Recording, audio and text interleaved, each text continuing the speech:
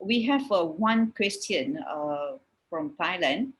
Would you want to take that first, Dr. Hu? Yeah, sure, I can. Thank you, Zakia.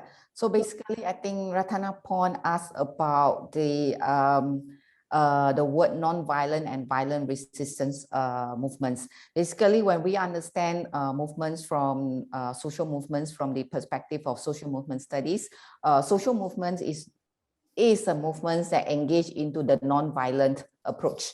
So we do not talk about the violent approach. So, but however, there are movements that are using the violent approach. Even when we talk about Hitler, he started the political parties from a movement. So those are the violent approach, as in how I define the violence and the non-violence is basically non-violent means you're not using any forms of violence in terms of weapons, in terms of hurting another person and so forth. But basically, you go for the approach of engaging in terms of, because I think in the context of Southeast Asia, what's missing is that the role of police, the role of authorities. When we talk about the role of authorities, many people have the perception that the police is on the ground to actually stop the protest, in which that is not the role of the police. They should be the one who facilitate. I think that is the one that is missing here when we talk about the role of the police here. So police roles and the authorities should facilitate the protesters on the street to make sure it is peaceful. So when we talk about non-violent, basically it's through a peaceful means, and the violence is through a non-peaceful means. Thank you very much. Thank you, Dr. Koo. It was interesting when you mentioned about the numbers.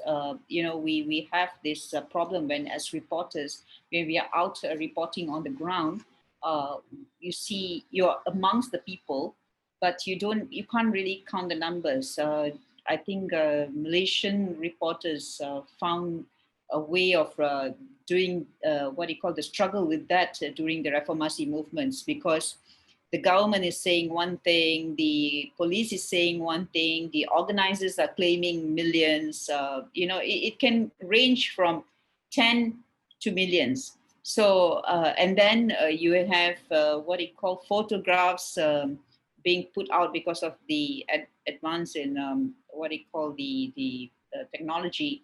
One will show there's 1,000 people, and then another picture will show there's like 10,000 people, and the smart ones will dissect the photo and then find out that, oh, this is cut and paste and all that. So media gets into a bind over that. So it is interesting, if there is a way of calculating how many people are in one group. I think there are ways which I think we regarded, we tried to do in Malaysia Kini. We actually, counted people to a certain extent, and then, tile them up, 50 here, 50 here, 50 here, that kind of thing. So, but that is a struggle. That is a struggle. What does media do when they're faced with that? The organizers are claiming 10 million people are marching, while what they call the government says, no, it was only 100 people. So would you want to answer that? Yeah, I acknowledge that challenge, and I must say I do not have solutions for that. Hence, that's why I mentioned about this WUNC.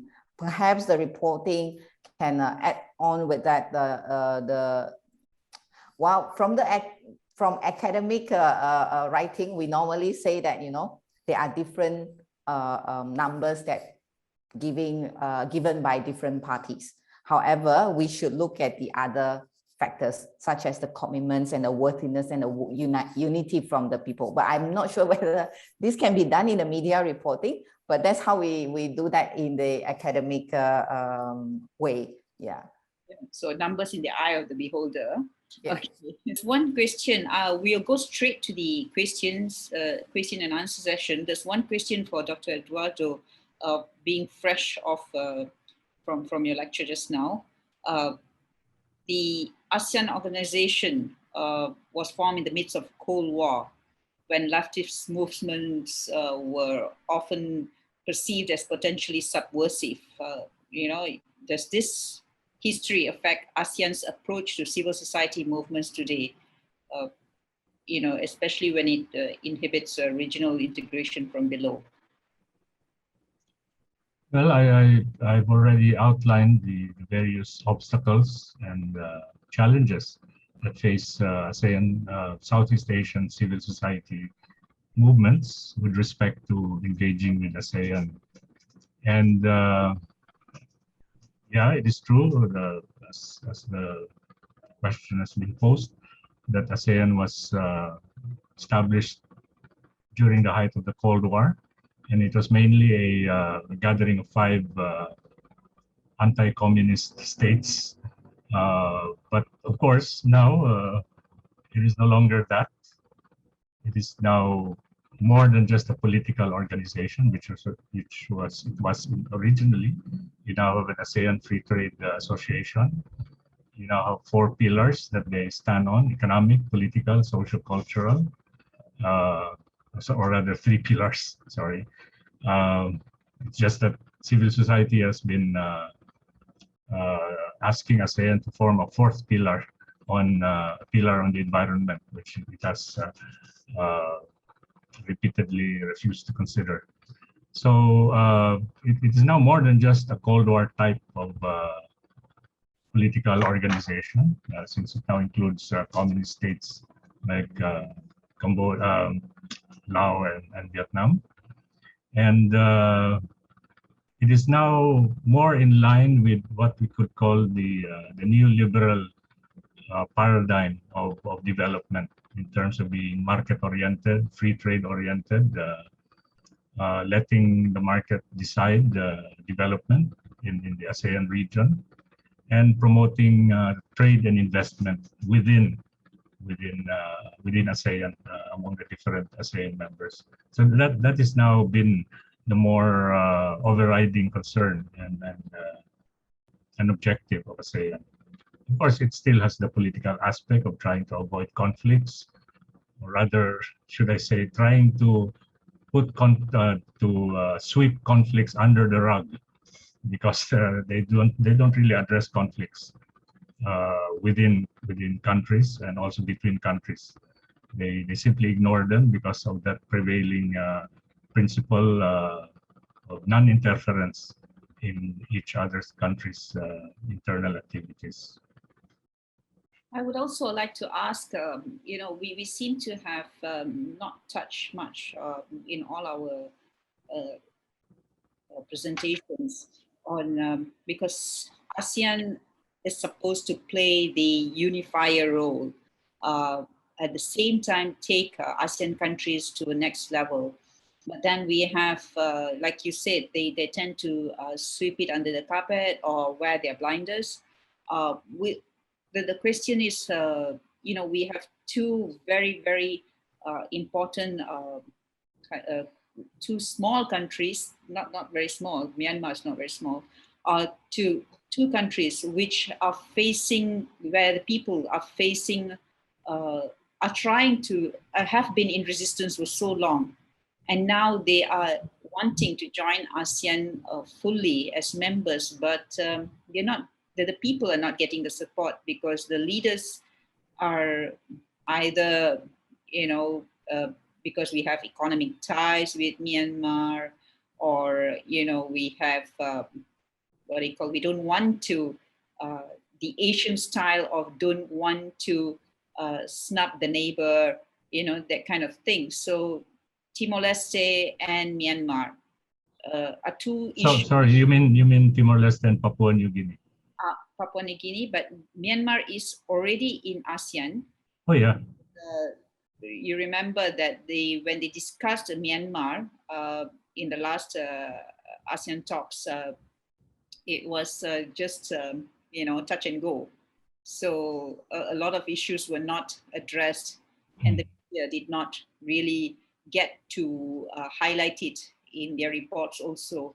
So do you think ASEAN will be open to talking about the media, to the media about this resistance from ASEAN itself against Timor-Leste, from ASEAN itself to accepting Myanmar, whatever the junta is doing?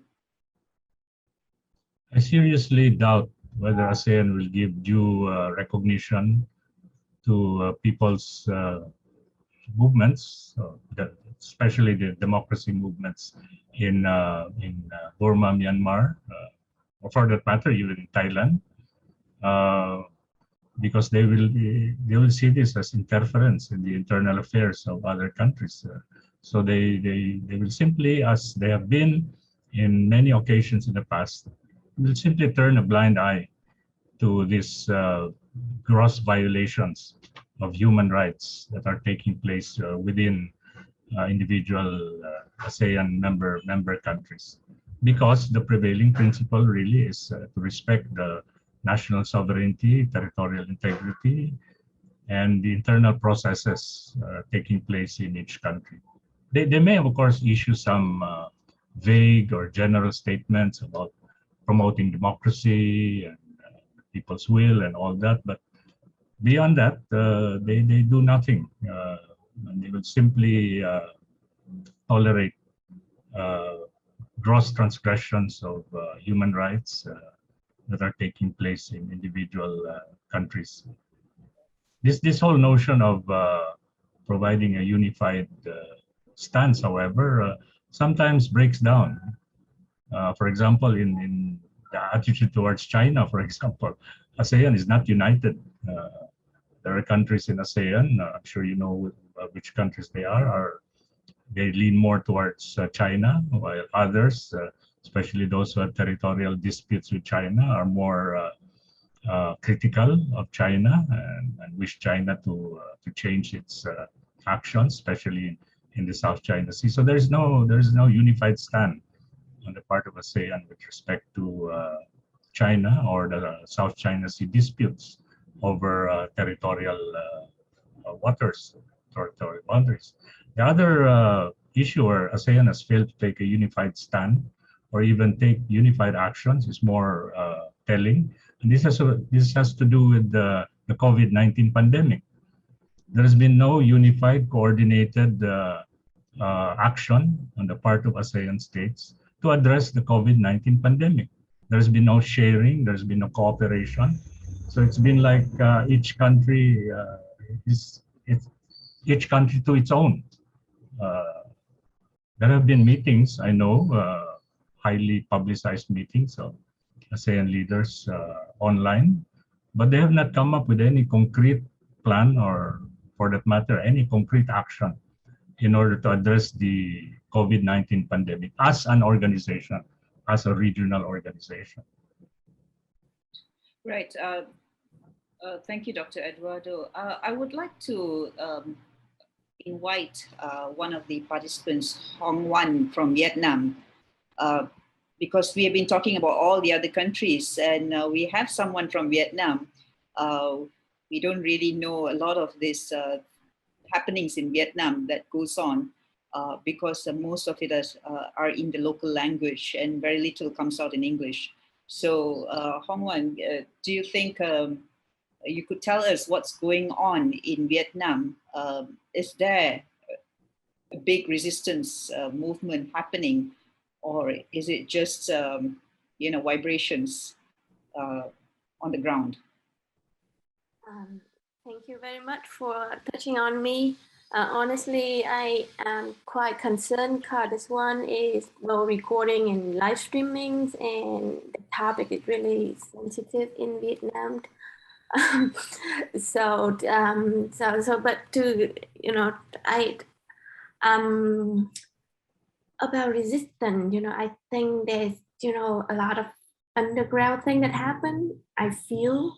But for example, in practice, the media is not keen to cover for to be safe, and also we receive guidance not to cover, even for example, if there are resistance, like for example, protests in some country in Europe, because they right now for example, for example, like in Austria, there are protests against the COVID-19 mandate vaccine.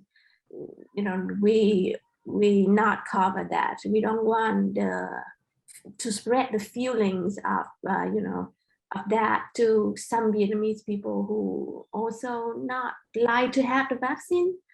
Not to mention, for example, we not cover news about Burma resistant, or we sort of what's the term? You know, civil disobedience, obedience, something. So we don't cover that. We don't want to. The guidance that I understand is we don't want to interfere into the sovereignty of Burma country itself. So a lot of things in Thailand, for example, we don't want to cover the protests against the royal family. And for any photo that if we cover for any photo that we use, we are not allowed to use any photo with the sign. Yeah, so there's a lot of things going on, like the requirement for the media and heavy punishment. My newspaper is suspended for 3 months for the daily newspaper. We got to stop for 3 months completely in 2017. So we also have some scare, and you know, we choose to play safe on it. Yeah, I think I can discuss more off the record or more private. Yeah, I understand, Hong Wan. I just wanted to have you participate a little bit in the class. You know, we are all talking about ourselves. Also, I have a question to pose to Dr. Hu. What can the media do when they are faced with heavy-handed authorities who act against those who report resistance? I mean, as someone who's not only an academic but also as an activist, what would you advise young reporters or even senior reporters? You know, being out there, knowing that there is freedom of speech, but no freedom after speech. So, Dr. Koo?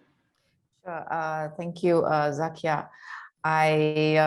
Since I'm not from the media industry, but I would assume the same thing goes for with what happens to academics when we are faced with all these challenges as well.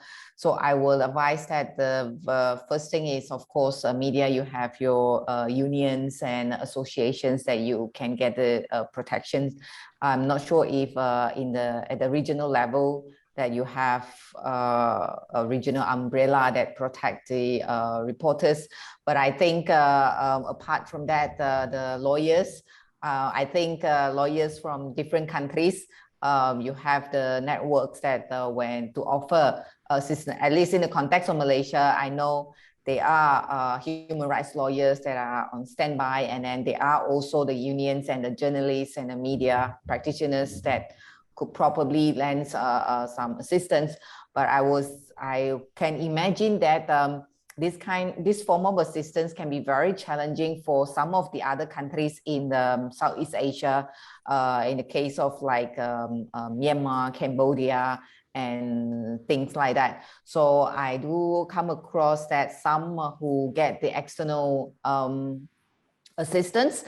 However, I would probably put this forward to the media practitioners to actually form a stronger union in order to protect because the journalists as well. Because when we talk about human rights defenders, basically journalists also fall into the same categories, especially for those journalists who actually covered the topics, sensitive topics like this in the context of Southeast Asia on resistance movements and the social movements. Yeah. Thank you, Dr. Koo. Dr. Waylin, do you agree with Dr. Koo when she says that journalists are human rights defenders, especially when you talked about indigenous communities and minorities, and most of the time it's their human rights being trampled that brings out the visualization of resistance movements. It depends on the situation, I must say, but I do feel strongly that a lot of journalists out there that engage with the subject, the individuals of community, they really bring out the human rights debate. You know, they really address the basic human rights. So in terms of indigenous people, I think there's a lot of room for improvement because sometimes it is a bit hard to uncover the real situations because of many reasons. Like, for example, the case among the Penan people, for example, it's not easy for you to write in details because it's not easy to access, and I know that most of the stories about the Penan has been written by foreign journalists who actually go there and live there, you know, and then sit there. And our local journalist, for example, has not been able to do the same. And I know the restrictions, firstly, because of permission. Secondly, journalists from our country, for example, they are very exposed in the sense that you guys always play by the rule, you know, like you always ask for permit before you go in, and of course your permit will be revoked, will be rejected. As researcher, like you were saying, I'm not a journalist, but I was denied of permit to do research as well. So I cannot imagine how journalists would be allowed to go in, you know. So that's why I said it depends on the situation. Yeah, I hope that answered the question. Right, and you also mentioned about the progress and development. Media doesn't. I mean, media takes it for granted that progress and development have come to these indigenous groups, and we also many times told by our editors that these are not sexy issues to cover. These are not interesting, not sensational issues to cover. So such reports on these sort of orang aslis or indigenous communities, I think it happens in other countries as well, where suddenly they are getting new houses, water, pipe water, electricity are reported. How does this kind of reports affect public attitudes towards these indigenous communities? What do you think? As one of the public out there, when I read news like that, like the first question would be, is it for election? That's the first question, as we all know. Like nearing elections, there's a lot of politicians out there. I know this is public, but sometimes you just cannot hold your tongue, like, and I witnessed this in my own state, politicians or people who would like to stand in certain region would come with their army, I call it, with a few other peoples, or talking about like, we can give you this now because we are taking advantage of the election, and we can actually put the road, the electricity, if you want Wi-Fi, like every time before elections, you can hear that. Unfortunately, there is no journalist around to really cover the truth, So we do questions. Why suddenly these indigenous people get all these logistic problems, so have schools, this kind of thing. So there should be always questions why they have it, not just not just to report. And most of the time, you see the person who actually sponsor the housing, the schools, in front of the media, and the community are nowhere to be found. And that is really like, for me, it's very sickening, because the focus has to be on the people who receive. If you just take one picture, okay, for example, if you go to, I was covered a research on the Penang school dropout study, okay, but I signed a confidential not to publish this study. And I know a lot of the, a lot of corruptions in improving schools, building schools and all these kind of things, yeah, but we cannot say anything. So we are not supposed to publish it as academic journals, but I have all the reports in my office anyway, so anyone wants to write about it, you just come to my office and get it, because we cannot publish it as academic journals. And I think that journalists should engage with activist academics like Ian Hui, myself, and the others, because we have this very hot story. Just don't name the sources, just write it down. Or it could be, you just put one picture and then just write it down. It's something like that. It's very, I tell you, the adrenaline wanted to publish this kind of thing is the same as you are doing the blockade. Yeah. Thank you, Dr. Aileen. We'll wrap up with, I just want to get a comment from each speaker, just maybe 2 or 3 lines on what you think the reporters, the media should do when they are struggling with reporting resistance. Should they go all out, or should we just be more creative, especially in Southeast Asia, where we have to be polite and nice and not be like Western reporters, which is what we always get. If you ask the hard questions, or you're like the Western reporter. So, how do we address that? Dr. Koo, maybe you could answer that. Yeah, I think this is a very similar questions that are always being put forward to the human rights activists as well. My view is that we do need to protect ourselves before we do anything. Otherwise, there's these things about some, they have the perceptions where, if you're a human rights activist or defenders, you should defend all out and ignore every other things. I do not agree with such a view. Hence, I will certainly say that please protect yourself. And that's why just now I said we do need a stronger unions and the networks to actually protect all of us who are working in this field. Yeah, thank you. Thank you, Dr. Koo. Dr. Eduardo, what do you think? Well, it has been said that journalism is now the most dangerous profession in the world today. For example, in the Philippines, no less than the Presidential Task Force on Media Security, so this is the government agency, has documented 187 journalists killed in the past 35 years. And since President Duterte came to power, 21 journalists have been killed.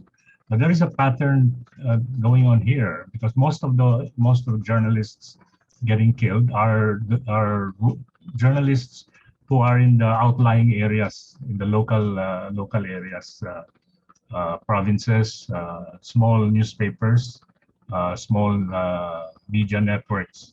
There has not been actually any journalist from any of the major networks or anyone based in the Metro Manila area or major urban centers, for example, that have been killed, although they have been subjected to harassment. The most prominent, of course, is Maria Ressa, who was just accepted the Nobel Prize, the Nobel Peace Prize, together with another journalist from Russia. She's been charged with, I don't know, about 30 cases by the government because her organization, Rappler, has been very critical of government. So she had to seek permission to go to Norway to receive the Nobel Prize. She was granted that, but she could only stay for 5 days and has to come back. She's just out on bail, by the way. So, but journalists are citizens also. In a large sense, they are part of civil society, actually, although they would like to think of themselves as part of the fourth estate. But since they're not government and they're not also part of the market, we can actually consider them as part of civil society. So the thing to do to protect themselves is first to organize themselves. And there are organizations already existing of journalists in the Philippines as well as in other countries, Southeast Asia and in the world. And secondly is to coordinate and make connections with other civil society organizations, social movements, in order to strengthen their voice so that they cannot be easily intimidated, so that we cannot say that they stand alone in protecting the right of journalists to say it as it is. Right. Thank you, Dr. Eduardo. Okay, Dr. Wei Lin, what do you think? Do you think we should start weaving? No, you don't have to weave. But journalists are human. You know, they have human rights. So if in places that is almost impenetrable, why not use informants, for example? You know, I mean, I've seen in movies some journalists, you know, like using some informants to penetrate some kind of hard, difficult issues, for example, in order to protect themselves. So it doesn't mean that you have to be there, then and stay there, and then to report all the details. But if I look at some of the, I'm sure you all know about the 1MDB cases with Mrs. Brown, for example. I mean, the way she took things a bit too drastic to progress, in the sense that she was risking herself to travel in the interior, you know, to expose herself to the state government, for example, and she has a lot of charges. Of course, it makes her famous. At the same time, she is covering the things as well. But I do think that some of our decent journalists is not wanting to make themselves famous, but they would like to report such things. So protections for themselves is very important. And I do feel that community can actually protect them in certain way if they really do go into the community. Right. Okay, we have come to the end of the class. Thank you so much. It was very enlightening to hear from people passionate about the topic. Dr. Koo, I know I have followed her for many, many years. I have yet to meet her. I have seen her in person. I've yet to meet her in person. You know, Dr. Wei Lin, you are much sought after, very respected. Dr. Eduardo, have read your papers for decades when talking about Philippines and all that. And the participants, the very, very patient participants, thank you so much to Kini Academy. Thank you very much. I will now take my leave